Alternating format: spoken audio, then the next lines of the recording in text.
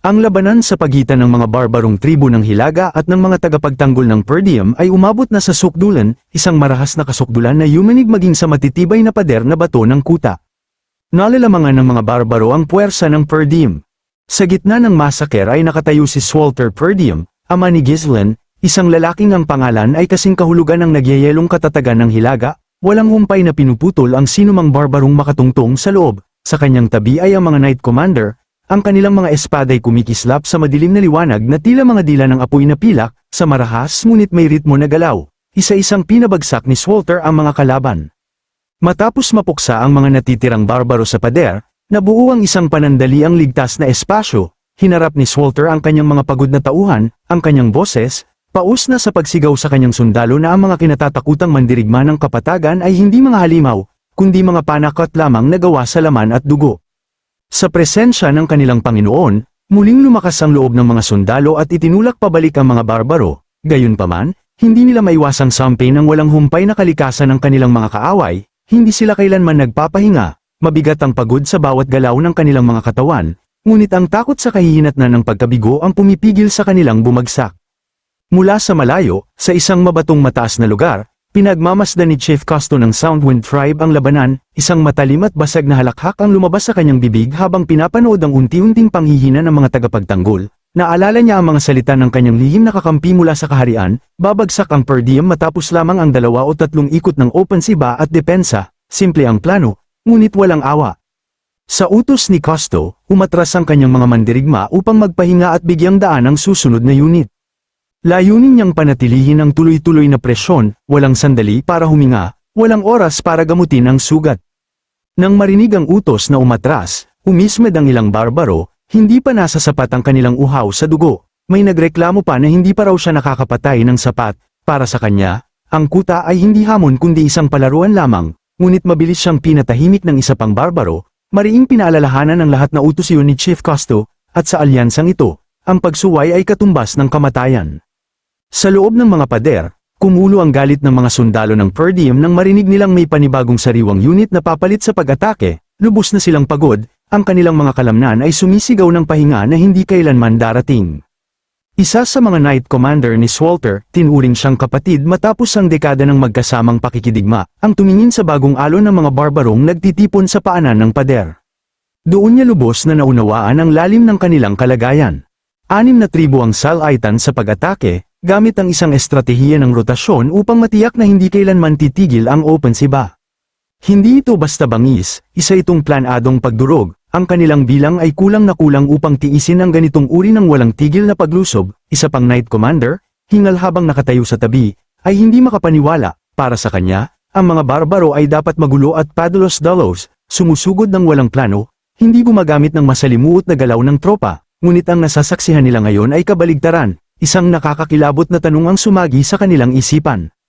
May kumokontrol sa kanila mula sa likuran, ang ideya ng isang nakatagong utak sa dilim ay lalong nagpalamig sa hangin, mas malamig pa kaysa sa hanging Hilaga, at habang pinakikinggan ni Swalter ang kanyang mga tauhan at tinitimbang ang napakabigat na kalagayan, unti-unting lumitaw ang tunay na lalim ng kapahamakan na kanilang kinakaharap. Sandaling nag-isip si Swalter, alam niyang ang pananatili sa likod ng mga pader ay haantong lamang sa isang mabagal at tiyak na kamatayan, unti-unting mauubos ang kanilang lakas hanggang sa tuluyang bumagsak, kaya gumawa siya ng isang mapangahas at desperadong pasya. Sa susunod na paglusob ng mga barbaro, iniutos niyang buksan ang mga tarangkahan ng kuta, hindi siya maghihintay na katayin na parang hayop na nakulong sa hawla. Ipinahayag niya na ang lobo ng Hilaga mismo ang paputol sa ulo ng pinuno ng mga tribo, isang titulong matagal nang nagbibigay takot sa mga barbaro. Nang marinig ng mga Knight Commander na mismong ang kanilang Panginoon ang lalabas ng kuta at haharap sa kalaban, napamulagat sila sa gulat. Sa kanila, napakalaki ng panganib, sinubukan nilang pigilan si Swalter. Ngunit bago pa sila makapagsalita ng higit pa, may napansin ng isa sa mga commander sa malayo, nanigas siya at itinuro ang abot tanaw. Sa una, isa lamang itong ulap ng alikabok at ang paulit-ulit na dagandong ng mga yabag ng kabayo sa nagyayelong lupa, habang papalapit ang mga pigyera. Unti-unting nahayag ang isang unit ng mga sundalong gumagalaw sa nakakatakot na sabayang bilis. Nang tuluyang lumino ang mga anino laban sa kulay abong langit, nakilala ni Swalter ang pinuno ng paparating na hukbo. Sa halo ng pagkabigla at pagmamalaki, napagtanto niyang ang kanyang anak na si Gislen yun, si Belinda. Kita ang galit sa kanyang mukha, ay tumingin sa nagkakaisang hukbo ng 6 na tribo at dumura sa lupa. Hindi niya makapaniwalang naglakas loob ang mga maruruming barbaro na magtipon sa ganitong kalaking bilang upang lusubin ang lupang minana ng angkan ng per diem. Sa tabi niya, si Lucas ay kalmado ngunit alerto, mahigpit ang hawak sa renda ng kanyang kabayo. Ngayon ay malinaw na, totoo ngang nagkaisa ang 6 na tribo, at ang lawak ng banta ay hindi na maitatanggi. Sa unahan, si Ghislaine, na namumuno sa pagsugod, ay walang pag-aalinlangan. Sa kanyang mga mata, ang larangan ng digmaan ay parang isang chessboard, at handa na siyang igalaw ang kanyang pyesa. Inutusan niya sina Belinda at Lucas na pamunuan ang kani-kanilang unit, palibutan ang kalaban, at ikulong ang mga barbaro sa pagitan ng mga pader ng kuta at ng kanyang sariwang hukbong kabalyeriya. Sa malamig at walang emosyong tinig na nagpadala ng ginaw sa mga nakarinig, sinabi niyang tatapusin niya ang laban sa paraang ito. Bigla, si Ghislaine ay sumugod mag-isa patungo sa mga barbaro, tila isang kidlat na bumiyak sa himpapawid. Sinunod ni Belinda at Lucas ang utos, pinamunuan ang kanilang mga tauhan sa pagbuo ng pagkubkob. Ang tunog ng kanilang paglapit ay parang dumadagundong na kulog. Sa likuran ng linya ng pagkubkob, isang barbaro ang napatingin sa paparating na hukbo, litong-lito. Nagpalipat-lipat ang kanyang tingin sa pagitan ng kuta at ng paparating na kabalyeriya. Nagtataka siya kung sino ang mga yun at kung bakit nagmumula ang pag-atake mula sa likuran. Ngunit ang isa pang barbaro, lasing sa yabang at pananabik sa dugo, ay binaliwala ang pag-aalinlangan. Para sa kanya, wala itong pinagkaiba. Sawang-sawa na siya sa paulit-ulit na pag-atake at pag-atres bilang bahagi ng rotasyon. Sa halip, nakita niya ito bilang perpektong pagkakataon. Masigla niyang inudyukan ang kanyang mga kasamahan na patayin din ang mga bagong dating. Sigaw na ang araw na ito ay pista ng dugo. Sa isang malakas na ungol, inilipat ng mga barbaro ang kanilang atensyon at buong lakas na sinalubong ang pagsugod ni Ghislaine. Nakapwesto si Ghislaine sa ibabaw ng kanyang kabayo, mahigpit na hawak ang malaking palakol na may mahabang hawakan, isang sandatang dinisenyo para sa ganap na pagwasak. Sa bawat pag-indayog nito, pinakakawalan niya ang lakas na tila lampas sa hangganan ng tao. Isa-isang bumabagsak ang mga barbaro sa kanyang daraanan, walang tunog ng sagupaan ng bakal, tanging ang biglaang katahimikan matapos ang isang hampas. Habang sumusugod ang kanyang kabayo, mas lalo pang lumalakas ang bawat atake. Sa isang iglap, nagiging pulang bakas ang dati puting niebe, patuloy ang kanyang paglusob, isang nagngangalit na bagyo ng pagkawasak, at sa bawat indayog ng palakol, may isang mandirigmang hindi na muling tatayo. Ang eksenang ito ay sapat na upang yumanig ang loob ng buong hukbo ng mga barbaro. Ang tinawag nilang pista ng dugo, ay biglang naging simula ng sarili nilang libing. Nanigas sila sa takot, nanginginig ang mga kamay sa pagkakahawak ng kanilang mga sandata. Hindi nila inakalang may ganitong mandirigma sa per diem, isang taong tinatreto ang kanilang pinakamalalakas na kawal na parang damong madaling gapasin. Sinubukan nilang pigilan siya, ibinuwis ang sarili upang harangan ang kanyang daraanan at iligtas ang kanilang hanay, ngunit walang ni isa ang nakapigil kahit isang hampas.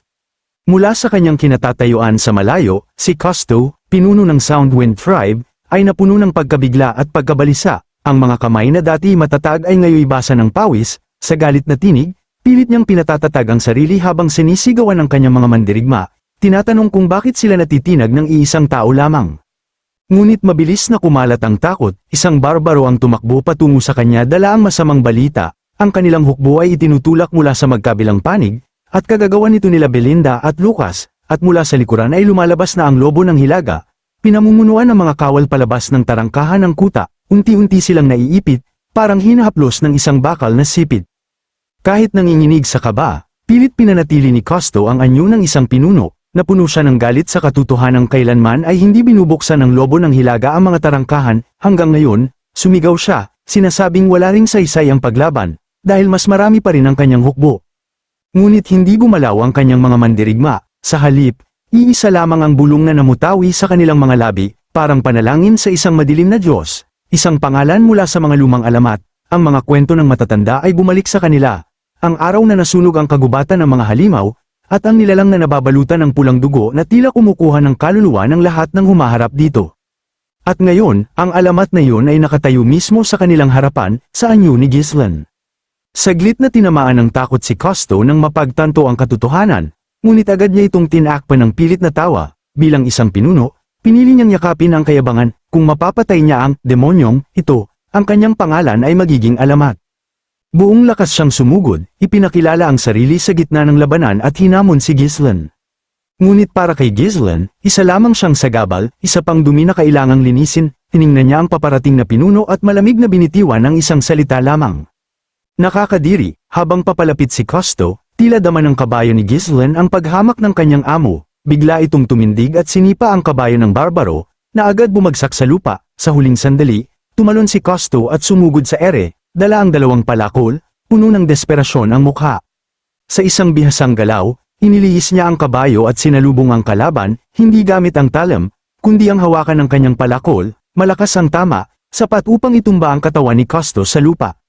Gayunman, ipinakita ni Cousteau kung bakit siya isang pinuno, gamulong siya palayo at muling tumayo, hinihingal ngunit hindi sumusuko. Sa galit at kahihiyan, tinawag niya si Ghislaine na demonyo at hinamon siyang lumaban ng patas, inaakusahan siyang nagtatago sa likod ng kanyang kabayo at mga pakana. Buong yabang na hinarap ni Cousteau si Ghislaine, puno ng puot at pagnanais na tapusin ang laban, ngunit bago pa man niya tuluyang mabuo ang kanyang pagbabanta, kumilos na ang kapalaran laban sa kanya. Sa isang kisap mata, umatras ang kabayo ni Ghislaine at buong lakas na sinipa ang mukha ng pinuno ng Soundwind Tribe. Ang hampas ay napakalakas, isang biglaang dagok na nagpabagsak kay Cousteau at nagpadala sa kanya palayo, tila isang sirang manikang inihagis sa nyebe. Habang siya'y lumilipad pa atras, naglaho ang linaw ng kanyang paningin at unti-unting nagdidilim ang kanyang isipan. Sa pagitan ng kamalayan at kawalan, dama niya ang malamig na presensya ng kamatayan na tila sumasakmal sa kanya. Sa sandaling iyon, isang pamilyar ngunit mabigat na presensya ang lumitaw sa kanyang likuran, si Swalter Perdiem.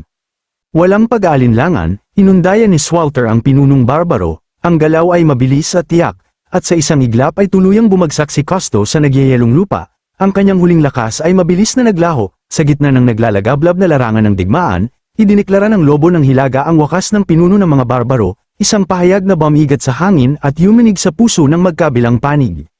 Kasunod nito, iniutos niya sa mga kawal ng Perdiem na tapusin ang nalalabing kalaban at tiyaking hindi na muling magnanais pang lumapit ang mga barbaro sa kanilang lupain.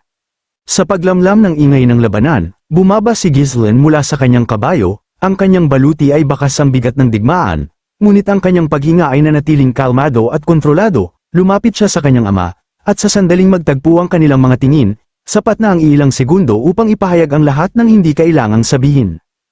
Isa sa mga veteranong Knight Commander ng Perdiem, na nakasaksi sa paglaki ni Ghislaine, ay hindi napigil ang lumapit at yakapin ang batang Panginoon. Sa gitna ng kanilang pinakamadilim na sandali, ang kanyang pagbabalik ay tila nagbigay muli ng hininga sa buong hukbo. Ang bigat ng pagkubkob ay sa wakas na bunutan. Ngunit si Swalter ay nanatiling mapanuri, tiningnan niya ang mga sariwang hukbo na dumating, saka muling ibinalik ang tingin sa kanyang anak. Ang perpektong tiyempo ay hindi maaaring aksidente. Ipinahayag niya ang kanyang pagdududa. Paano nalaman ni Ghislaine ang lahat, at paano siya nakarating ng eksakto sa sandaling yun? Nagulat si Ghislaine sa tanong, ipinaliwanag niyang siya ay dumating matapos makatanggap ng isang liham ng saklolo, may tatak ng Perdiem. Dahil sa agarang banta, agad siyang nagpadala ng mga puwersa ng Fenris at sinundan ito ng kanyang sarili. Inabot niya ang mismong liham sa kanyang ama, nagtatanong kung hindi ba ito galing sa kanya. Nang suriin ni Swalter ang sulat at ang selyo, unti-unting dumilim ang kanyang mukha. Ang selyo ay tunay, at mahigpit na binabantayan sa pangunahing kastilyo. Sa galit at pagtataka, ibinaling niya ang tingin sa mga Knight Commander, ngunit mabilis silang tumanggi. Walang sino man sa kanila ang nagpadala ng ganoong liham, at batid nila ang bigat ng ganoong desisyon. Unti-unting nagbago ang hangin sa paligid, labis ang pagtataka ng ama ni Ghislaine kung sino ang nagpadala ng sulat. Ang saya ng tagumpay ay naglaho, napalitan ng malamig na pangunawa, sa pagitan ng ama at anak. Isang mabigat na katahimikan ang namuo, at sa kanilang mga mata, iisa ang refleksyon ng katotohanan. Ang labanan sa pader ay simula pa lamang. Sa mababang tinig, puno ng panganib at katiyakan, napagtanto ni Ghislaine ang sitwasyon. Sila ay nalinlang, ang tunay na banta ay hindi na nasa harapan, ito ay maaaring nasa loob na, o gumagalaw sa likuran, handang kumpletuhin ang bitag na maingat na inihanda. Sa bungad ng teritoryo ng Desmond, nakasilong sa matatalim at nagbabadyang anyo ng kabundukan kung saan humahagulgol ang hangin sa mga lagusan ng bundok, nakatayo ang himpilan ng ikalawang legion ng Royal Army. Ilang sundalo ang naglalaro ng baraha, mababa ang kanilang mga tinig, sinasapawan lamang ng paulit-ulit na tunog ng mga barhang tumatama sa magaspang na kahoy na mesa. Habang nagpapalipas oras ang mga nakatatandang opisyal, mabigat ang hangin sa amoy ng lipas na tabako at sa pagkabagot na dulot ng mahabang pananatili sa hangganan, ang ilan ay halatang pagod na sa walang katapusang paghihintay, dala ang pananabik na makabalik sa kabisera. Nakatutok ang pansin ng mga lalaki sa kanilang pinuno, si Baron Doran. Commander ng ikalawang lehiyon, nakaupo siya ng tuwid, ipinaalala niya na tanging utos mula sa itaas ang magbibigay hudyat ng kanilang pag-alis, at bagaman panatag ang kanyang tinig, hindi nito tuluyang napawi ang pagkabalisa ng kanyang mga tauhan. May mga bulong-bulungan sa kampo, mga hinalang si Count Desmond ay nagdadalawang isip na umatake sa teritoryo ng Fenris, at ang kawalan ng galaw nitong mga nakaraang araw ay nagbigay ng huwad na kapanatagan. Sa pananaw ng marami, hindi mangangahas ang isang dakilang Panginoon na gumawa ng hakbang na maglalagay sa kanya sa hayagang banggaan sa kaharian. Ito rin ang pinanghawakan ni Doran, kilala niya ang reputasyon ni Desmond bilang isang lalaking hindi kumikilos ng walang maingat na pagpaplano. Ang lantad na pagmomobilisa ng hukbo ay katumbas ng hayagang pakikidigma, isang bagay na tanging isang baliw lamang ang gagawa. Ngunit sa likod ng tila payapang gabi, may unti-unting gumagalaw sa malayo, natatakpan ng hamog at anino ng mga burol. Isang madilim at alon-along masa ng bakal at layunin ang dahan-daang sumusulong patungo sa himpilan, sa tore ng bantayan, isang sundalo ang unang nakapansin, bumilis ang tibok ng kanyang puso habang pinipilit unawain ang tanawing papalapit, sa takot at pagmamadali, bumaba siya sa hagdan, ang yabag ng kanyang bowtie malalakas na tumatama sa lupa. Ilang sandali lamang, isang sugatang hininga ang sumalakay sa katahimikan ng command tent, at ang kanyang pagdating ay tila nagdala ng unos, sa isang iglap, nagbago ang himpapawid sa loob ng kampo. Tumindig si Baron Doran ng biglaan, halos matamba ang kanyang upuan, habang pumapasok sa kanyang isipan ang bigat ng iniulat, ang hukbo ni Count Desmond ay buong lakas na rumaragasa patungo sa kanila. Ang lupa ay nagsimulang manginig sa malayo, dulot ng sabayang yabag ng libu-libong paa at kabayo. Walang oras para sa pagdadalawang isip, agad kumilos ang commander, ang kanyang mga utos ay umalingaw-ngaw sa kampo, pumuputol sa nagsisimulang sindak. Isang pag-atake sa gabi ang nagaganap, inatasan niya ang mga kawal na pumwesto sa unahan, bumuo ng hanay, at ihanda ang depensa, ang mga sibat ay ipinwesto sa unahan bilang panangga, at ang buong lehiyon ay inihanda ang sarili sa nalalapit na banggaan, isang sagupaan na sisir sa katahimikan ng gabi at magbabago sa kapalaran ng hangganan. Subalit ang lahat ng iyon ay nauwi sa kawalan, ang mga malalakas na mandirigma ni Desmond, pinapagalaw ng nakapanghihilakbot na momentum, ay sumalakay na parang rumaragas ang baha. Winawasak ang hanay ng Royal Army na tila malambot na tofu lamang, hindi sila basta mga sundalo, isa silang puwersa ng kalikasan, walang awa at walang pag-aatubili sa pagpatay. Sa kabila ng pagiging elite ng ikalawang lehiyon, ni hindi nila nagawang magasgasan man lamang ang baluti ng mga kawal ni Desmond. Sa halip, isa-isa silang pinagpapatay, ang kanilang mga sigaw ng sakit ay nalunod sa dagandong ng massacre, walang humpay ang pag-abante ng hukbo ni Desmond, nililinis ang bawat hadlang sa kanilang daraanan. Ang sundalong namumuno sa depensibong pormasayon, balot ng dugo at putik ang mukha, ay halos mawala ng ulirat habang ipinaparating sa kanyang commander ang katotohanang hindi na nila kayang ipagpatuloy ang laban, ang pormasayon ay tuluyan ng gumuho. Halos hindi matanggap ng commander ng lehiyon ang kanyang nasasaksihan. Ang hukbo ng kaharian, ang ipinagmamalaki nilang sandigan, ay nagkakalasog-lasog sa loob lamang ng ilang sandali, isang bangungot na nagaganap sa harap ng kanyang mga mata, sa gitna ng kaguluhan.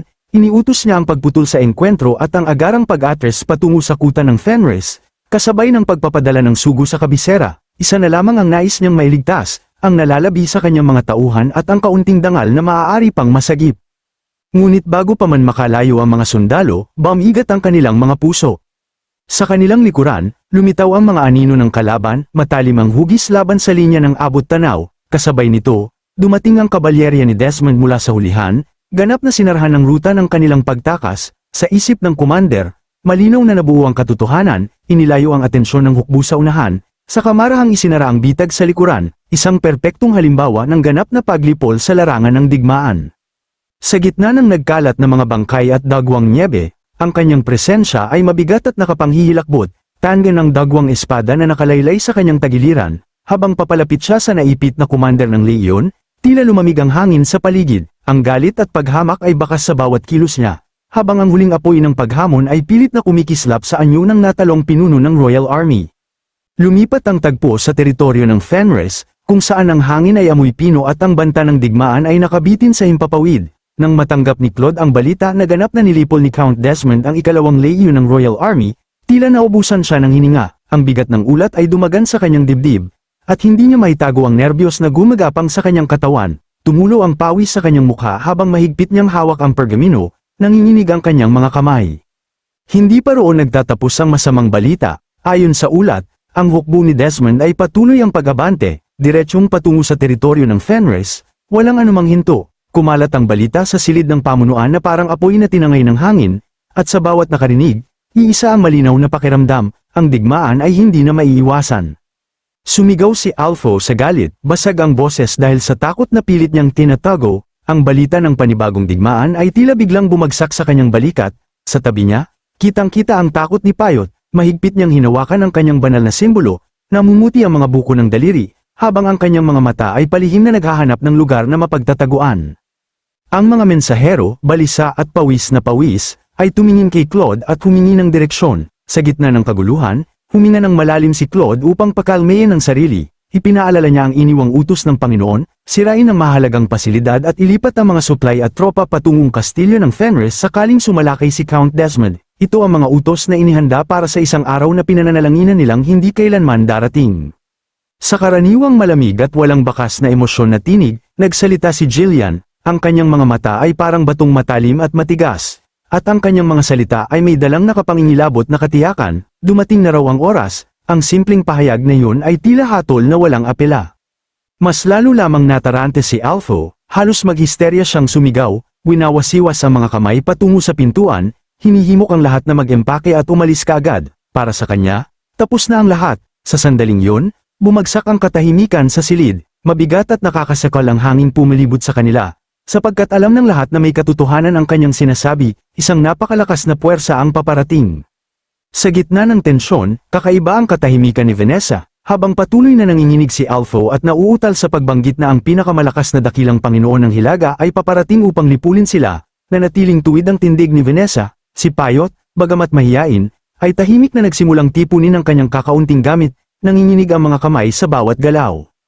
Doon nagsalita si Vanessa, at ang kanyang mga salita ay pumutol sa kawalan ng pag-asa, hindi raw gagana ang pagtakas, humarap siya sa kanila, ang mga mata ay nagliliyab sa tahimik ngunit matibay na determinasyon, ipinahayag niyang susubukan niyang pigilan ang paglusob gamit ang mahika, ang pahayag na yun ay nagdulot ng matinding pagkabigla, lalo na kay Alpha, na hindi makapaniwala sa kanyang narinig, para sa kanya, ang pananatili ay katumbas ng tiyak na kamatayan.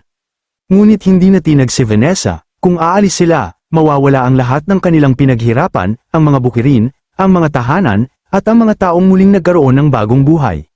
Sa kanyang isip, ang lugar na iyon ang mismong pangarap ng kanilang Panginoon, anuman ang sabihin ni Alpha tungkol sa pag-urong at muling pagbawi balang araw, nanatiling matatag ang pasya ni Vanessa, naniniwala siyang nagawa na nila ang mga imposibleng bagay noon pa man, at kung ibubuhos nila ang lahat ng kanilang lakas, maaari pa nilang pigilan si Count Desmond.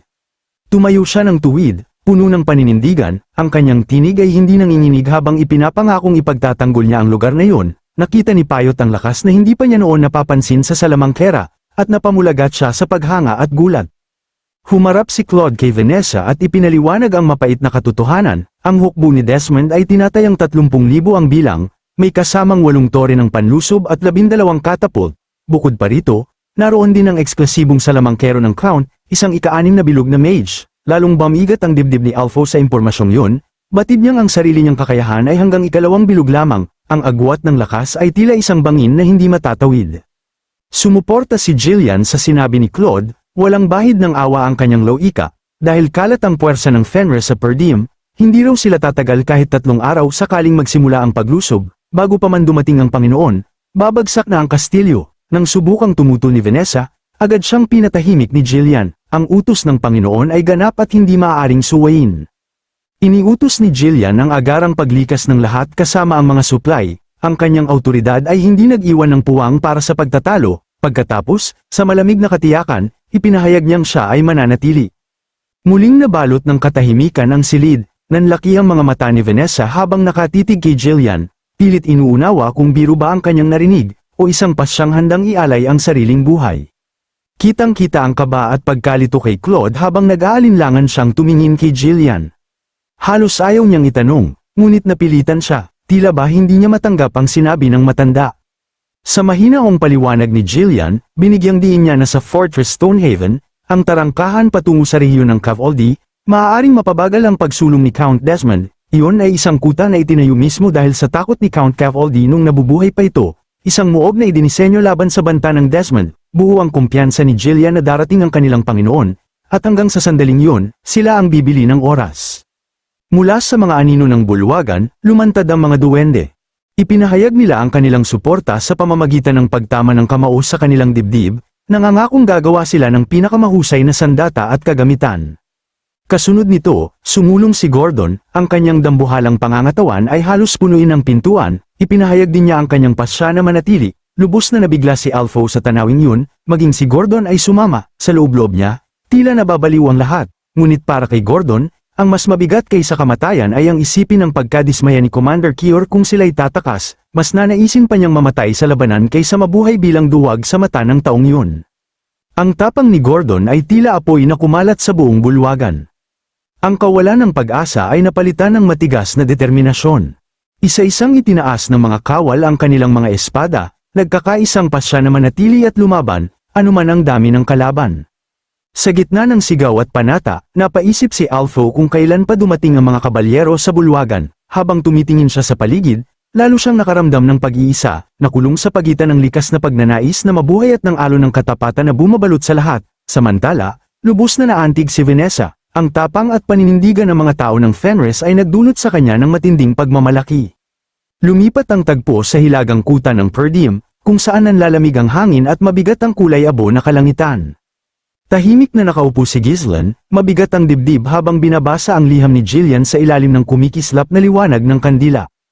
Nakasaad sa liham ang paniniwalang nagawa ng kanilang Panginoon ang mga imposibleng bagay noon, at ngayon ay panahon na upang harapin ang mas mabigat na kaaway. Ang pangakong ipagtatanggol ang Fenris ay malinaw at walang pag-aalinlangan, bahagyang ngumiti si Ghislain habang iniisip ang mga mukha ng mga naiwan doon, ngunit kasabay ng ngiting yun ay ang pagsikip ng kanyang kamao, gusot ang pergamino sa bigat ng galit, hindi niya inakalang kikilos ng mag-isa si Harold Desmond, isa yung nakamamatay na pagkukulang. Napansin ng isa sa mga commander ng mga kabalyero ang mabigat na ekspresyon ni Ghislain at ipinahiwatig ang panganib ng pag-usad ni Desmond. Maging ang ama ni Ghislain ay nagpahayag na panahon na upang bumalik siya sa sariling teritoryo, ngunit bago pa man malinaw ang pasya, biglang bumukas ang pinto, dumating ang isang commander, hinihingal, dala ang balitang ang mga barbarong hukbo ay muling sumusugod. Sa pagdating nila sa pader ng kuta, bumungad ang isang hukbong tila walang katapusan, umaabot hanggang sa abot tanaw, ganap na digmaan na yun, isang tanawing kayang yuminig kahit sa pinakamatapang na puso. Naramdaman ni Ghislain ang bigat ng sitwasyon, kahit kasama ang kanyang ama. Hindi sapat ang puwersa ng Perdium upang pigilan ang mga barbaro, ngunit kung aalis siya, ang Perdium ay tiyak na masasalakay at ang kanyang mga tao'y mapupuksa. Unti-unting nabuo sa kanyang isip ang buong larawan, lahat ito ay bahagi ng plano ni Harold Desmond, isang sugal na inilatag gamit ang mga barbaro bilang pain upang paghiwa-hiwalayan at wasakin ang kanyang mga kaaway. Sa gitna ng kanyang pag-iisip, marahang ipinatong ng kanyang ama ang kamay sa kanyang balikat, sa tinig na puno ng init at katatagan. Ipinaalala ni Walter Perdium na ang tungkulin ng mga lobo ng hilaga ay ipagtanggol ang kanilang lupain at mga tao, may sarili na ring teritoryo si Ghislain, at may mga taong umaasa sa kanya, hindi na kailangan ng mahabang paliwanag, kailangan lamang niyang gampanan ang kanyang tungkulin. Habang inihahanda ng mga kabalyero ang mga pana at katapult, umalingaw-ngaw ang sigaw ng paghahanda sa labanan, ngunit sa sandaling yun, humakbang pasulong si Ghislain, hindi niya kayang talikuran ang mga taong pinagkakatiwalaan niya, hinugot niya ang kanyang sandata, mahigpit ang hawak, at ang aura nito ay nagsimulang magningning, isang liwanag na humiwa sa dilim ng kuta, ipinaabot niya ang kanyang pasya kina Belinda at Lucas, aayusin nila ang sitwasyon, at babalik sila sa Fenris. Sa mga matang malamig at matatag, nakatuon ang tingin ni Ghislain sa malayong kinaroroonan ng tunay niyang kaaway. Sa araw na yon, iisa lamang ang kahihinatnan na kanyang tinanggap, si Count Desmond ang mamamatay sa digmaang ito, isang pangakong inukit sa malamig na hangin ng hilaga. Sa kuta ng Stonehaven, bumabalot ang isang mabigat at nakakaipit na katahimikan bago sumiklab ang bagyo ng digmaan, halos humahawak ang hangin ng kanyang hininga habang ang lahat ng tauhan ng Fenris, mga kabalyero at sundalo, ay abala sa paghahanda para sa nalalapit na labanan. Ang tunog ng bakal na nagtatagisan at ng mabibigat na hakbang na tumatama sa bato ay umaalingaw sa loob ng bakuran. Ang ilang sundalo ay nagdadala ng malalaking bato upang patatagin pa ang matitibay na pader, na ang kanilang mga kalamnan ay umiipit sa bigat ng bawat hakbang, habang ang iba naman ay nagdadala ng mga palaso, inayos sa maingat at mapanganib na mga hanay sa tabi ng mga baluarte. Si Jillian, na namumuno sa kabila ng pagkawala ni Ghislain, ay matalim na nagbabantay sa gulo ng paghahanda, nag-utos siya ng mabilis na pagkilos, at ang kanyang tinig ay dumudurog sa ingay ng paghahanda. Tinawag niya ang lahat ng nakatapos na sa kanilang paghahanda upang magtipon sa sentrong plaza ng kuta. Sa sandaling yun, dumating si Galberic, ganap na armado, Tila isang naglalakad na bundok ng bakal. Sa kanyang pagdating, nagulat si Jillian, hindi niya inaasahan ang ganitong agarang kahandaan ng duwende. Sinalubong ni Galbraith ang mga nagmamadaling sundalo, at pinuna ang kalidad ng kanilang baluti. Pinuri ni Jillian ang gawa ng mga duwende, na may taos-pusong paghanga sa kanilang kakayahan. Si Galbraith ay may bahagyang ngiti ng pagmamalaki. Ipinaliwanag niya na ang baluti ay ginawa upang hindi mapasok ng mga palaso at, higit sa lahat, magaan, para hindi mapabigat ang mga sundalo habang gumagalaw. Itinuro niya ang isang sundalo na sinusubukang galawin ng kanyang katawan, at ipinaliwanag na ang baluti ng kabalyero ay pinalakas pa sa pamamagitan ng mga magic circle na inukit ng mga mangkukulam. Sa pamamagitan ng mana, maaaring pansamantalang hadlangan ng kapangyarihan ng mahika ng kalaban, nagbibigay ng dagdag na depensa laban sa mga mahikiro.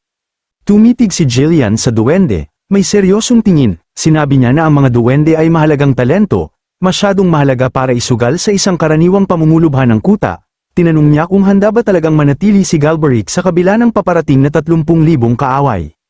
Matapos ang maikling pag-iisip, tumingin si Galbraith sa abot tanaw kung saan lalapit ang kaaway at sinabing, "At least, hindi ako mamamatay bilang alipin."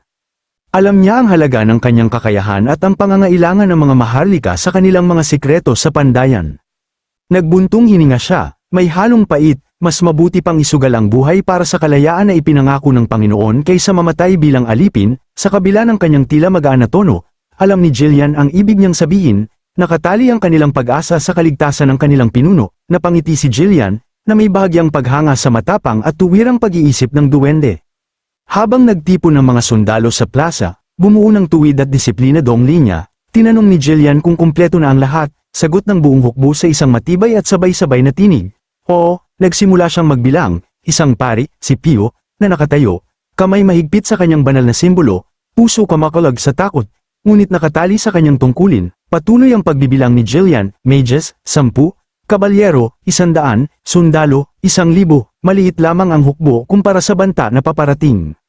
Tumingin si Jillian sa malayo, nakatuon ang mga mata sa malawak na kapatagan sa harap ng kuta. Sa matinding seryosong tono, inihayag niya ang balita. Nasa labas, nakatayo ang 30,000 na malalakas na tauhan ni Count Harold Desmond, isang dagat ng bakal at bandila ang sumasaklaw sa abot tanaw. Narinig ang balitang yon, halos mawala ng malay si Payot sa takot. Ang laki ng kaaway ay lampas sa kanyang kayang unawain, nang inig ang mga kamay ng mga kabalyero habang inaayos ang kanilang hawak sa sandata. Si Alfoy, gaya ng dati, ay ganap na natataranta, mapatla ang mukha at tila naghahanap ng pinakamalapit na labasan. Pilit niyang hinahanap ang dahilan para tumakas. Ang tinig ay nanginginig, siguro mas mabuti pang tumakas, ngunit hinawakan siya ni Vanessa sa balikat, mariing sinasabi na huli na, ang tanging daan palabas ay dumaan sa kaaway. Napansin ni Jillian ang takot na sumisiklab sa bawat sundalo at tanong niya sa kanila, natakot ba kayo? Hindi niya hinintay ang sagot, naglakad siya sa pader ng kuta, at ipinaliwanag na ang layunin nila ay hindi basta talunin ang kaaway, imposibleng gawin yun ng 1,000 tao lamang. Ang tungkulin nila ay bumili ng oras hanggang sa dumating ang Panginoon. Binalaan niya ang lahat sa kapalit ng kabiguan. Kung mababaklas ang kuta, ang kaaway ay agad sasakupin ng teritoryo, iiwan ang lahat sa wasak at abo. Tumingin si Jillian sa kanyang mga tauhan at sinabing, ang lugar na pinagtatrabahuhan ninyo, ang pamilyang inyong binuo, mawawala lahat. Ngunit nang lamaambat ang kanyang tinig, ibinahagi niya ang kanyang sariling motibasyon, natanggap siya ng bagong buhay mula sa Panginoon at muling nakapagpangarap. Hindi siya simpleng sundalo, siya ay isang tao na may hinaharap. Nang isuot niya ang kanyang helmet at marinig ang click ng metal na pumapaloob sa lugar nito, nagbago ang hangin sa paligid. Ang kawalang katiyakan ay napalitan ng malamig at matalim na intensyon ng pagpatay. Sa isang malalim at pusong tono, sinabi niya, ngayon, ating ipagtanggol ang pangarap ng Panginoon. Naantig ang lahat ng sundalo, kabalyero, at mangkukulam sa mga salita ni Jillian. Ang takot ay hindi naglaho, ngunit napalitan ito ng matinding determinasyon na panatilihin ang linya. Sa kabilang panig ng kapatagan, malalim ang iniisip ni Count Harold Desmond habang pinagmamasdan ang kuta ng Stonehaven. Pinag-aaralan ng mga pader para sa anumang kahinaan. Nilapitan siya ng guru ni Victor, na ngayon ay nakipagsanib sa hukbo ni Desmond upang gantihan ang namatay niyang disipulo, at iniulat, Ginoo, handa na at nakapwesto na ang lahat ng mga kanyan. Tinawag ni Desmond ang kanyang eksklusibong mangkukulam na may 6 na bilog, si Willow. Habang lumalapit si Willow, umiikot ang kanyang balabal sa hangin. Tinanong siya ni Desmond kung natagpuan niya ang runestone trap na ginamit noong Digled Siege. Ayaw niyang mahulog sa parehong patibong na puminsala sa mga naunang puwersa. Umiling si Willow, Wala pong nakitang runestone energy dito, paliwanag niya, dahil sa biglaang pagsalakay, malinaw na hindi nagkaroon ng sapat na panahon ang mga tagapagtanggol para maghanda ng ganitong komplikadong patibong. Agad na iniutos ni Count Harold Desmond ang pagpapaputok ng 12 kanyan, na sabay-sabay na naglunsad ng malalaking bato patungo sa mga pader ng Stonehaven, umalingaw-ngaw ang huni ng mga bato sa hangin, ang mga anino ay pansamantalang pinigilan ang sikat ng araw. Kaagad na inutusan ni Jillian ang lahat ng unit na maghanda sa pagtama, lahat ay naghandang humarap sa impact, tumama ang mga bato sa pader, na may tunog na umaalog sa buto, nagtataas ng alikabok at debris, ngunit hindi nagdulot ng malaking pinsala, matibay ang pader sa tulong ng mga dwarven reinforcement. Nang makita niyang hindi basta-basta matitinag ang mga pader, iniutos ni Desmond sa kanyang hukbo na umatras at maghanda sa paglusob, nagsimulang manginig ang lupa sa bawat hakbang ng libu-libong paa. Binanggit ni Galbraith kay Jillian na paparating na ang kaaway, ngunit hindi nagatubiling kumilos si Jillian, inutusan niya ang kanyang mga tauhan na alisin ang mga nasirang kanyan at bumalik sa kanilang mga posisyon. Naglunsad ng malalaking palaso mula sa higanteng crossbow ang mga archer ng Fenris, gawa ng mga dwarves, na umaalingaw sa ilalim ng matinding tensyon. Habang mabilis na lumilipad patungo sa hukbo ni Desmond, madaling pinigilan ng mga kalaban ang mga palaso gamit ang kanilang mga kalasag, nananatiling maayos ang kanilang formation, pinagmamasdan ng guro ni Victor ang eksena at napansin, matibay ang mga pader, kahit na lahat ng 12 kanyan ay ginamit, hindi gaanong nasa Syra, idinagdag niya, mabilis ang tugon ng mga Fenris, malinaw na disiplinado sila. Humigpit ang mga mata ni Count Desmond, mabilis ang pag-iisip, narinig ko na ang Royalist faction ay nakatanggap ng mga dwarf na alipin kamakailan, ginamit kaya nila ang kanilang kasanayan para palakasin ang mga pader, yun lang ang lohikal na paliwanag sa tindi ng kanilang tibay. Agad niyang iniutos sa mga archer mula sa formation 1 at 4 na magsimula ng pag-atake upang linisin ang mga pader ng kuta, sa lalong madaling panahon, bumuhos ang ulap ng palaso patungo sa Stonehaven, at bumuhos sa nakamamatay na agos, ang mga tagapagtanggol ay naghandang harapin ang hampas ng bakal. Hindi man lang nagdulot ng pinsala ang mga palaso sa mga baluti ng mga sundalo, tumalbog ang mga ito mula sa mataas na kalidad na mga metal plate, parang ulan na tumatalsik mula sa bubong, ang tanawin ay naghatid ng labis na pagkagulat kay Desmond, hindi pa siya nakakita ng ganitong epektibong depensa laban sa malalayong atake. Sa kabila ng takot at kaba, isang kabalyero ang sumigaw, halatang hindi makapaniwala sa kanyang nakikita, lahat ng palaso ay tumatalbog lamang sa baluti, at siya mismo ay nagtanong kay Galbraith, ang matandang dwarf, kung ano ang ginawa nito. Nagmapuri si Galbraith sa kanyang nagawa, buong dibdib na nakausli sa ipinagmamalaki. Habang nakikita ng lahat ng sundalo at kabalyero na walang epekto ang mga palaso sa kanilang baluti, biglaang tumaas ang kanilang moral. Habang unti-unting nawawala ang tactical na kalamangan ni Desmond, kinagat niya ang kanyang ngipin sa galit, sa matinding tono, iniutos niya kay Willow, ang kanyang mangkukulam, na bumuhos ng apoy sa mga tagapagtanggol, layunin niyang sunugin sila sa kanilang mga lungga. Sinimulan ni Willow, sinuportahan ng iba pang mangkukulam, ang napakalawak na 6 na bilog na spell. Ngunit agad na napansin ni Galbraith ang kakaibang ulap sa itaas ng kuta, isang malupit na kulay lilang ulap ang nabuo, umiikot na may madilim at di makataong enerhiya. Nang makita ito ni Jillian, nagulat din siya, kilala niya ang antas ng mahikang yun, kadalasan, ito ay tanda ng pagtatapos ng labanan. Ngumiti si Willow nang may kasamaan, at sa simpleng salita, ipinakita niya ang babang pag-apoy na nagbabanta sa lahat, agad na bumagsak ang napakalaking fireball mula sa ulap, dumidiretso sa pader ng kuta, parang mga bituin na bumabagsak mula sa langit, natigilan ang lahat ng sundalo sa harap ng paparating na kamatayan. Sumigaw si Galbraith sa buong lakas, napagtanto ang panganib, kahit na kayang inutralize ng baluti ang mahika, hindi nito mapipigilan ang saklaw at init ng spell, inutusan niya ang lahat na magtago sa ilalim ng anumang silungan, ngunit sa isang malamig at matibay na utos, iniutos ni Jillian sa lahat na manatili sa kanilang posisyon. Nagulat ang mga sundalo, akala nila nawalan siya ng bait, ngunit sa malamig na kumpiyansa, sinabi niya na wala silang dapat ikabahala. Tumingin siya sa Mage Tower at idinagdag, may mahika rin sila. Sa parehong oras, nagsimulang magtipon-tipon ng hangin sa isang tiyak na lugar sa pader. Umiikot sa isang mabangis na vortex, si Vanessa, nasa rurok ng kanyang kakayahan, naglabas ng kanyang 6 na bilog na spell, habang bumubuhos ang apoy mula sa ulap, ang wind curtain na kanyang ginawa ay bumuo ng isang napakalaking shield ng compressed air sa pader ng kuta.